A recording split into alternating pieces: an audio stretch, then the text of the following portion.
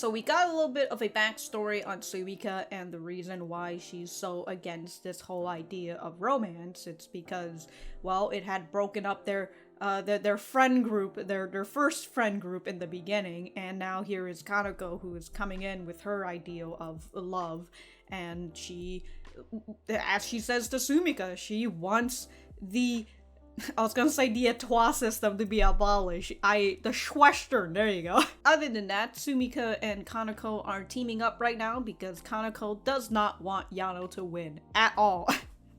It's fine if Hime wins, but Yano, she can't win because if she wins, then that makes Hime the little sister Schwestern. I forgot what it's called, but that's not what Kanoko wants. She wants this sisterly relationship that they have to be separated because she doesn't want anybody to be close to Hime. You know, a person that Hime is actively trying to get along with. You know, it's not that the other person is just being mean and Hime is just like, whatever, right? Hime is actively trying to get along with this person, despite her tsundere-ness, and Kanoko just does not understand, so she wants to get rid of it. This part of the manga, ever since we started peering into Sumika's perspective and everything, it's a little blurry for me because this is the sort of part in the series that I don't really read as much. I don't know why. I read like the first 3-ish volumes throughout, and then I kind of just end up reading like the latter half, like this middle part right now that we're having. I don't really reread it as much. But with that out of the way, if you guys enjoy the content, remember to leave a like on the video and subscribe if you haven't. And if you didn't like the content, dislike the video and we'll be on our way. Let's get started. The McDonald's. Give up on Hime-chan. Hey, yo, these other people are probably looking at them like, oh shit, what's going on? You were an enemy this whole time. That's right, you're gonna fall in love with me! That's how that's gonna work. Start a voice call. I guess she's on an app. I was just like, is she Hime's not calling you? I mean, not answering? Oh, man. That sucks.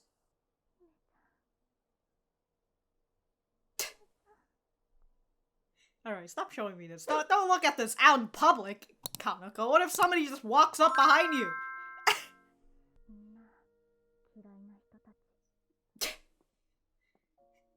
What, because they're all good kids and you're a bad girl? How fucking dare they take up space because they're a big group, am I right?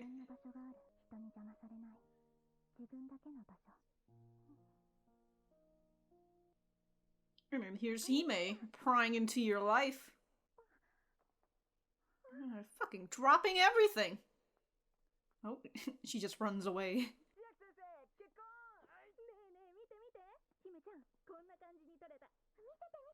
Y'all fucking touching the camera?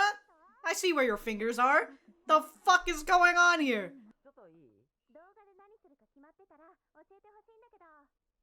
She doesn't want to partake in this fucking video. Don't fucking force her.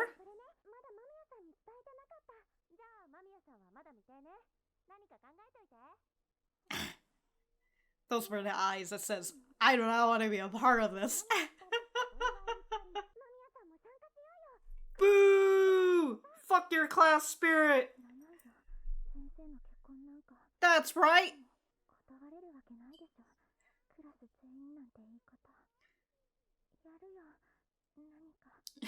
I hate those idea of like class-wide events. It's like, I don't give a fuck. Like, just invite people who actually gives a shit.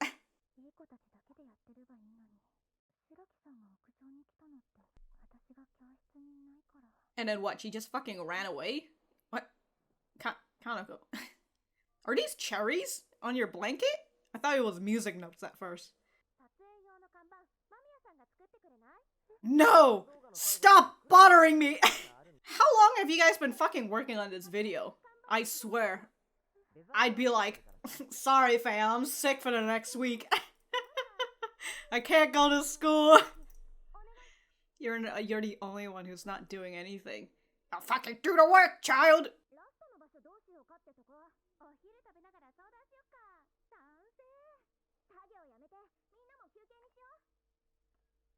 Oh, and off she goes to her lunch. Oh? Also, but I was gonna. I know that is what Hime is saying, but I'm just like, also don't be don't put too much of an attitude because people will be like, what a fucking bitch.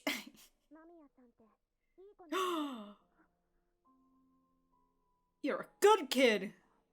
I'm not a good kid. I'm a bad girl. Here she is, continuing to work on this by herself.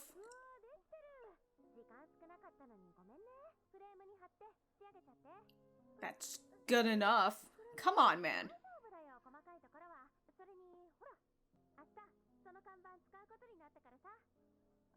What?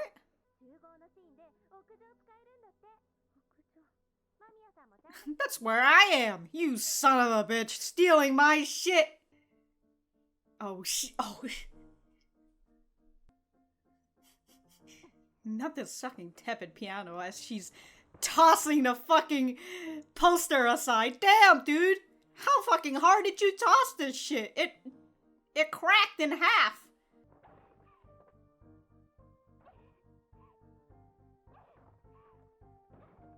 Damn!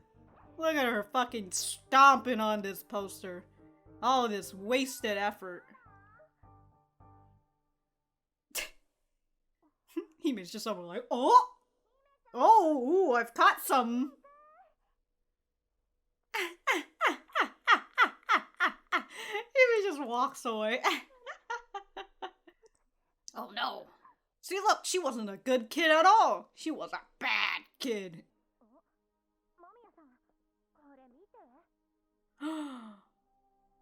Oh man, somebody fucked up the poster.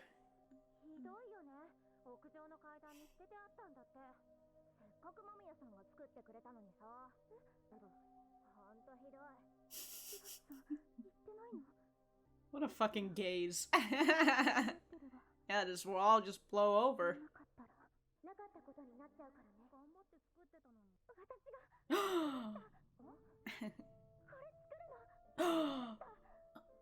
Oh shit! Yeah, why didn't you say no before, girl? Hime's just like, you need to tell people what you feel, but not like this! Not like this, Kanoko, please.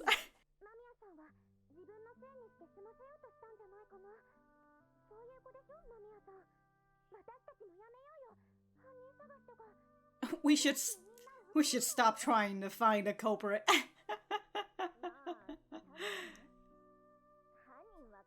Yeah, what are you guys gonna do? Beat them up?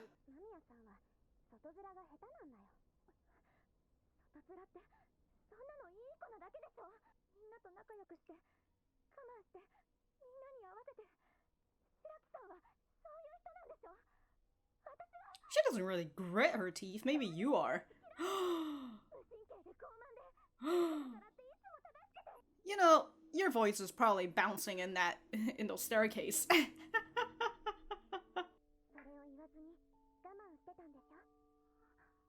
Shouldn't be gritting your teeth so much, Kanoko. You're gonna hurt your jaw and your TMJ.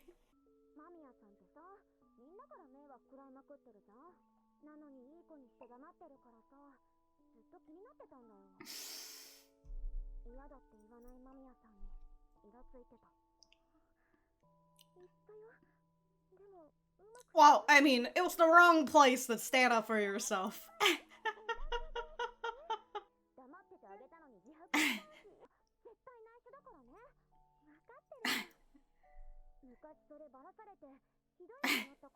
You're gonna bring an underlying trauma if you do that, Kanoko, so please.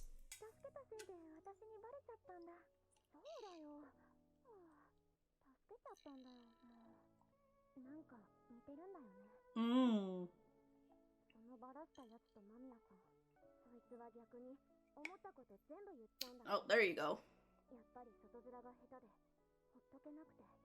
No facade making skill. Don't worry, Hime.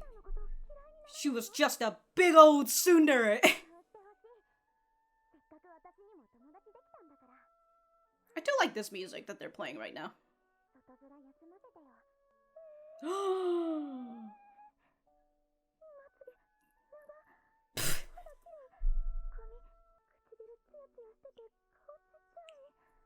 Shiny lips. I can barely see her lips.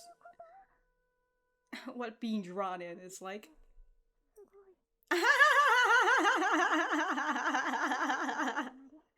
Being cute is awesome. Oh, there we go. That entire fucking flashback. Oh, is that a Yano right there? Yano's gonna walk behind her and she's like, what the fuck is that? Oh! Just needed to hear your voice. You seem kind of tired or something. Don't worry, I got a friend who I can do that for, maybe, probably. Oh, there's Yano.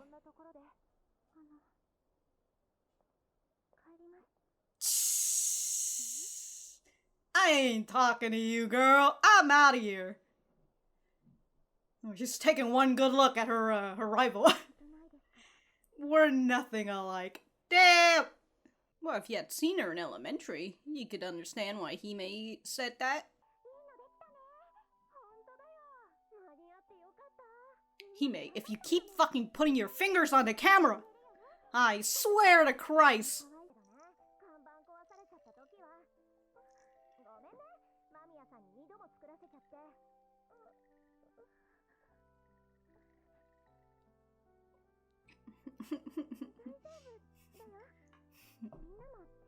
Oh, look at her.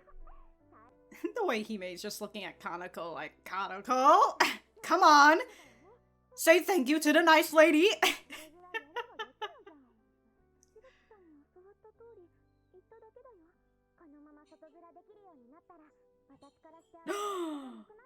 What do you mean you don't need her anymore? She doesn't need you anymore. Go away.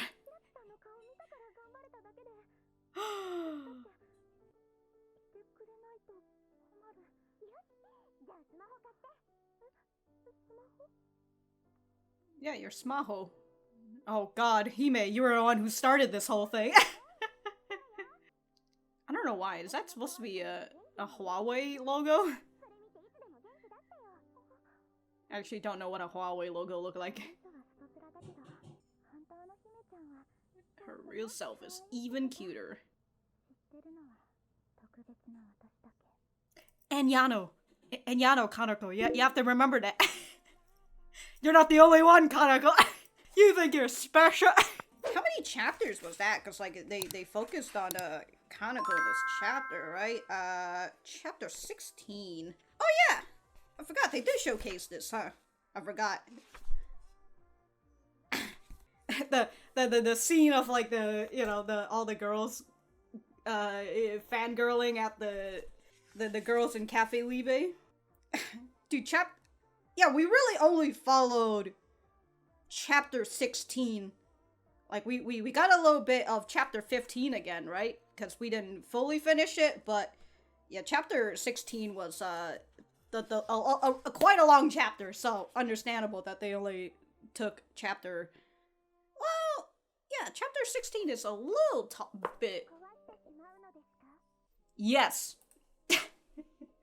Oh, Eku Takashima. Why does this look familiar? God, every time I look at like these people who are making art for Yuri Is My Job, I mean usually they're all like Yuri artists. And me who have read so much Yuri, I'm just like, God, the art style just looks so familiar to me. I just can't figure out what the who the fuck is this person specifically. Okay, so that is literally an entire chapter made into one episode. But I'm gonna go grab volume 4, 1 second. Volume 4, okay, so we're... Oh my god. I totally forgot that volume 4 was, Oh yeah, I forgot. Oh my god.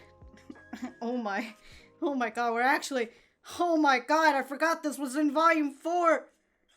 Oh, okay. I don't wanna... Curse! Curse, that's what that is. Alright, we're gonna go back to the center. Alright, so that was episode 9 of Yuri Is My Job. Let me know what you guys think about it in the comments down below. You know that I always like talking to you guys. And I finally figured out who Eku Takashima is, because I was like, this art just looks so familiar. It's literally the mangaka of Whisper Me a Love Song, which is also getting an anime, so good for them, so.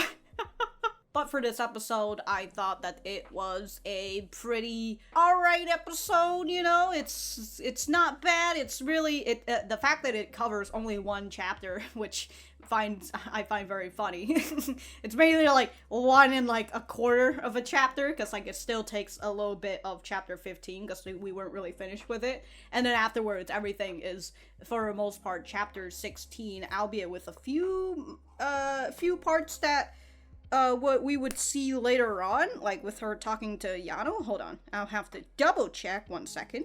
Oh yeah, they've also combined a little bit of chapter 16.5 as well. But yeah, I think they've kind of merged a certain section in like one of the chapters in volume 4 with again with Kanoko seeing Yano out in the streets and everything. So in terms of the way that they're doing that, I do like that. It feels very fluid, and to like the time and all that, right? Because I mean, with the way that it is, this was literally after the previous episode with her and Sumika talking in McDonald's and then her leaving, and so that's about the same time as I assume Yano going home and doing whatever. So it's very nice just to see the flow of time going on here, you know, because most of this episode is just a flashback, and we're getting to see why Kanoko started this obsession with Hime in the first place.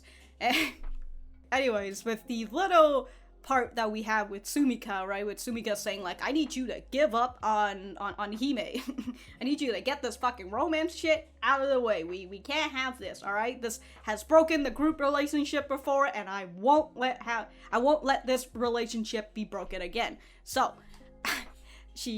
I mean, with the way that she has this picture, I mean, it's kind of blackmail material at this point, right? With her freaking locking hair with Hime while she's asleep and everything. Also, what a good fucking shot that Sumika took this. Like, Kanoko had tunnel vision at that point, right? She couldn't even see anything. All she saw was Hime. And Sumika's just over here just like, I fucking got ya. Anyways, here we have Kanoko coming to the realization that Sumika is the person that interferes. And if that's the case, well, I mean, that's kind of like Yano, you know? Yano's sort of a person who's like interfering with her relationship with Hime. So this is a bad thing, right? She thought she could trust Sumika at first, but now can't trust her at all. She's trying to interfere with my fucking relationship with Hime. How dare she? After they left, we got a little bit more of a shot of the city, because like this is the area of the city that everybody's hanging out in. This is the hangout spot and where the workplace is, somewhere around here, right? So yeah, we're getting a little bit more of the city shot, which I very much enjoy. It's very nice if you just don't think about the 3D models, but usually in the forefront, right? These aren't 3D models; they're actually, I think they're hand-drawn, right? Because 3D models look very different, but this is actually a nice scene because they're all hand-drawn in this spot. But yeah, I really continue to enjoy a different angle of the city that we've been seeing throughout the series. Also gives that vibe of there is more place besides the cafe, which is where we usually spend a lot of our time in. But here in this episode, it's more at school and all that. Anyways, I went on a little tangent of the city, but Kanoko was out here trying to call Hime, but Hime's not picking up because she's too busy taking a bath. But as Kanoko said before, she just wanted to hear Hime's voice, and that's really it. And because she can't hear Hime's voice, because, you know, she's going through a little bit of a turmoil with what Sumika is putting her through, right? She needs a little rebreather. A rebreather? She needs a little breather. And since she can't hear Hime's voice, she might as well just look at pictures of just Hime. Again, you probably don't want to fucking be looking at this in public, Kanoko. Kanoko! So while she was looking at the picture, she was reminiscing about the first time she met Hime. And basically, what is it? The entire situation is that Hime doesn't like good girls. She doesn't like good kids, sorry. And she feels like they take up a lot of space, you know, they trample on the space that she feels like they trample on her space. And she's the person who just can't say no because, well, unfortunately for her, she's not good at putting on a facade. And so here we have, as what she says, the good kids trampling on her space, and that is her trying just to have her own alone time. She's trying to not do anything because she does not care about this teacher marriage stuff, which is very understandable. Like, I don't care. The whole class unity thing, I don't give a shit. But I know that is like a thing in like Japan and all that, and having like the class unity stuff, because like if you're I don't know if it's around in like American schools as well, but the school that I went to, there really wasn't all that much class unity, or even like a year unity, you know, if you're like a freshman or sophomore or whatever. I never really felt that whole unity, or I never really felt like I had to partake in like a class-wide activity or whatever. So anyways, before the whole poster thing, right, we've got this girl coming in and asking what is Kanoko planning on doing, and Hime comes in because she's been trying to save Kanoko this whole time, and she came in and she's just like, oh, I never told Mamiya, I never told Kanoko about it because I would assume she knows that Kanoko doesn't want to work on this, so she was just kind of like, whatever, I'm not gonna tell her about it, because like, why the fuck would she care?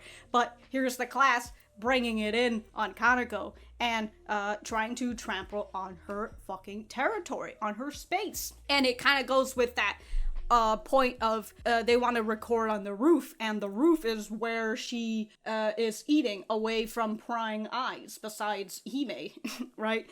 And so with the idea of, again, these people trampling on her area, and now they're gonna go on the roof. They're gonna trample all over the spot that she feels like is her safe space. I don't know where I was going with this.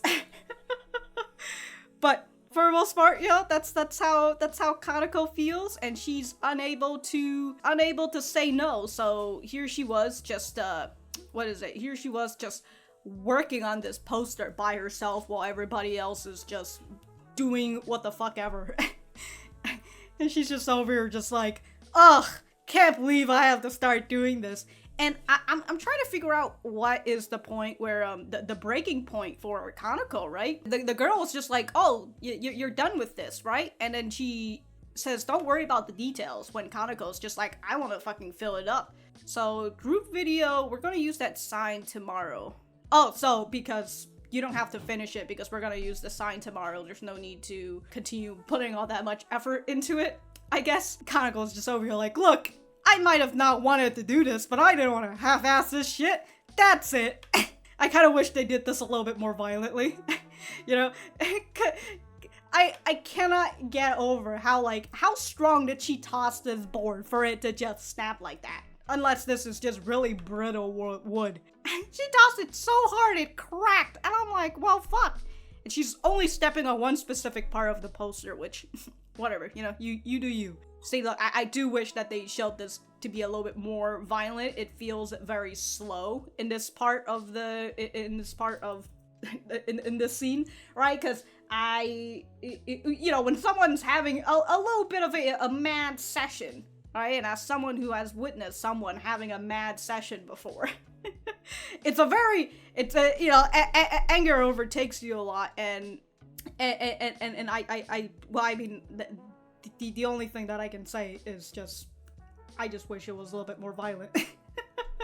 Right? With the way that she's like fucking stepping on the poster and all that, it just didn't, it really just kind of looked like she was just casually stepping on it. It's just like, let me step on this poster a little bit more. Feels pretty nice. Right? So I do wish that she was just mad stomping the fucking poster because it's just how angry she is. You know, she wasted all this fucking time and she doesn't even get to fucking finish it, and they're gonna use this poster for tomorrow where they're going to trample on her space. So of course she's gonna get rid of this fucking poster so that they wouldn't have this poster to go up to the rooftop tomorrow to trample on her space. It's not the fact that they're there to record a video or anything, it's just they're trampling on her space and she doesn't want that. She fucking stomped this out. Hime comes up and she's just like, wow, shit. And then she just walks away from this. Although, we did have this talk before by Hime, who is at this point like an elder god or something in terms of facade. She has, you know, she's grown from her elementary years and she's in middle school now, and she's learned from her mistake, and now she's got her facade up stronger than ever. Albeit I don't know if she's learned from her mistake. Whoa. We'll just have to see. But here in this situation, right, Hime is talking to Kanako about like, hey, if you've got something that you don't want to do, you need to tell people, because if you don't tell people, they're just going to assume that you're totally fucking cool with it, right? If you don't say anything, then it never happened. So here's Hime trying to give Kanako a piece of advice, and then we had Kanako stepping on the board, and then Kanako coming back to school the next day, right? And everybody finds what was it? The girls found the broken sign and everything, and Hime is keeping this a secret. So while this whole thing is happening, she sees Hime staring at her, right? What a fucking stare. Anyways, she sees Hime staring at her, and she's just over like, wait a minute, if I stay silent, then it means nothing has ever this has never happened. And so she just fucking confesses her crime. That's so funny. And Hime's just over like, what the fuck, Kanako? Hime's just over like, I did it! I fucked that sign up! I didn't want to do this whole time, you fucking idiots!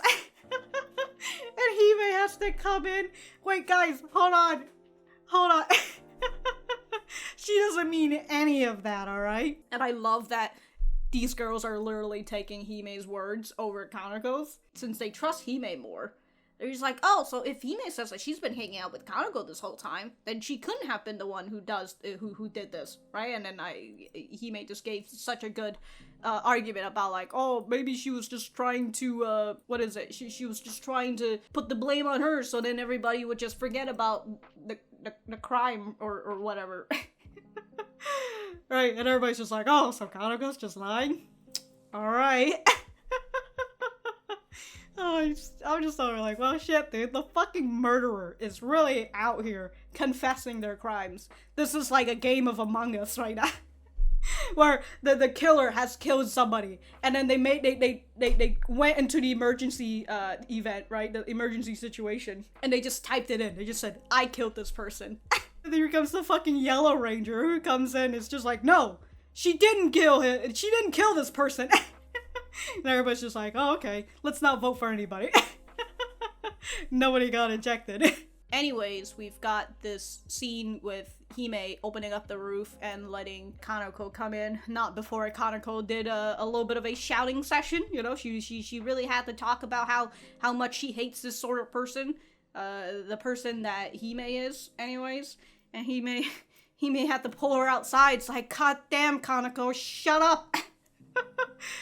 As I said, this is a fucking staircase, girl. Your voice is gonna bounce. And somebody's downstairs is gonna be like, who's yelling all this? So, Hime brought her outside, but also, as Kanako has said, this is a space where there's no prying eyes on her, and this is her own little space, and here's Hime, who's been constantly looking at her space. And now here she is coming on to her space, opening up this area that I assume she hasn't really had the chance to go in, or not as much, you know, consider that the roof is locked and all that. So here's Hime opening up this space for Kanako, and letting her go in and rest, and just having this space all by herself, but with Hime as well. And so we have we have Hime talking about the whole, like, facade thing, right? And getting Kanako to say a little bit of things that she's been feeling this whole time, right? Because she, as Hime says, she's the sort of person who bottles everything up until it finally pops and everything is released all at once, and people are gonna be like, wow, I thought she was just a quiet girl, but here she is bursting and yelling. So, it throughout this whole flashback, right? I apologize, I'm a little bit everywhere, but we've got the idea of a good kid, the good kid. Right? Kanako's been calling everybody else the good kid, and which, again, does that mean that you're a bad kid, Kanako? If you're not a good kid? But we have Hime, who ends up saying what she's been thinking, and that she thinks that Kanako's the good kid. And in terms of the way that people see it, yeah, it really does feel like Kanako is a good kid, and she doesn't really want to say anything bad. She'll have it in her head, but she doesn't want to say this bad stuff out loud, so she's a good kid and all that jazz. And again, Hime being the I was gonna say the elder gay for some reason, the elder god of facade, she's really coming in here all enlightened and shit. And talking about, like, the facade and everything, and telling Kanako about how Kanako reminds her of an old friend who once called her out in front of everybody, you know. So even though it's nice to see that even though Hime is just like, well, she probably really hates me now, she still talks about Kanako. Right? Kanako. She still talks about Yano, despite having that bad trauma, that bad feeling from her. And it kind of corresponds with the way that Yano is, right? Yano still thinks about the situation between her and Hime, and whether she would have, if she could have restarted this whole thing, you know, what she would have done instead of calling out Hime in front of, by everyone, I mean the 4 mean girls in elementary. So here, despite it being Hime and Kanako, it's very nice to see the bond that Hime and Yano have, and the idea that they both regret their decisions. Well, I mean, it's Yano who's regretting the decision, and it's more or less Hime who's feel like the both of them feel betrayed, but okay. Yeah, so the both of them feel betrayed, but in the end, they still care about each other, and they still wish, like, if this whole situation hadn't happened in the first place, right? They still would be friends. As we see with the conclusion of their first story, they are friends now. So good for them. With the way that Hime was talking about Kanako and how she reminds her of Yano, it's the idea that, well, even though Yano wasn't soft-spoken, she's very, she's got barbed in her words, right? She's got a barbed tongue, there you go. But the thing that makes them similar is that the both of them aren't really good at putting up a facade, unlike Hime, right? They can't just put on this mask and just be like, oh yeah, sure, you know? They can't just, like Yano, she can't just nicely say that she doesn't want to do something, or she can't just nicely tell people that, hey, I'm trying to clean something right now, so could you guys, you know, do a little moving? I want to finish this all up. But instead, she just kind of, you know, in elementary, she tells the kid to get the fuck out of the way. I'm cleaning right now. And here is Kanako, who doesn't want to do something, but she doesn't really know how to put on a facade and say no.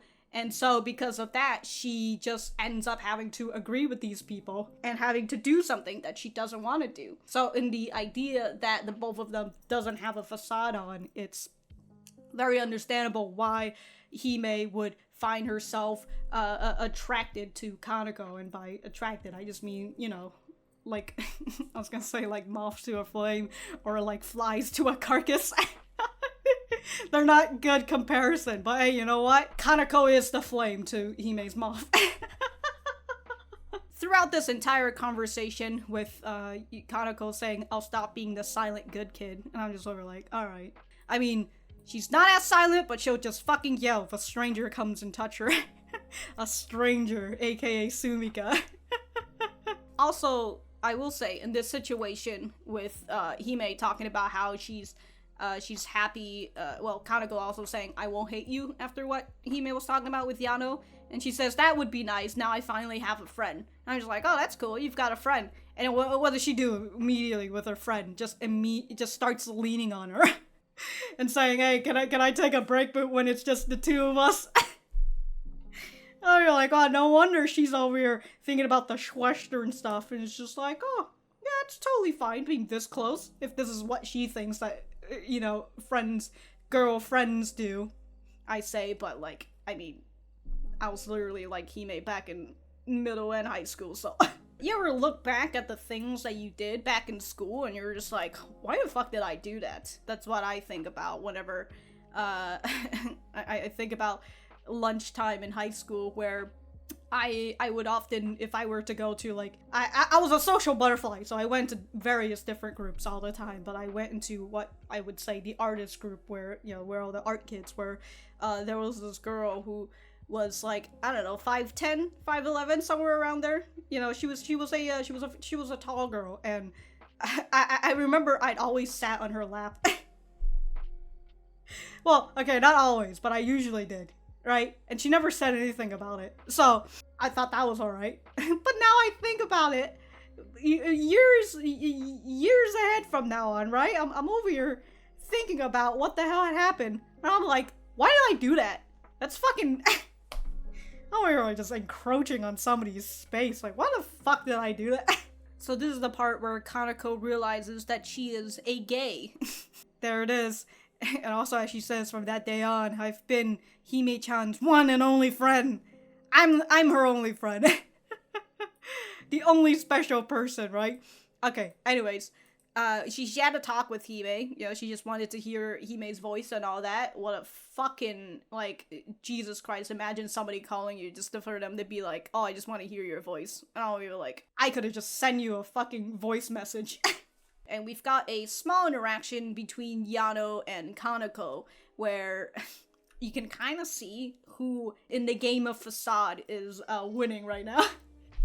Because we've got Yano, who has been able to put on a very good facade for work, right? And it's a very interesting thing, to the point where even Hime was taken aback by the way that Yano's facade is. But here is Kanako, who is, for the most part, hasn't really been able to build up that sort of facade.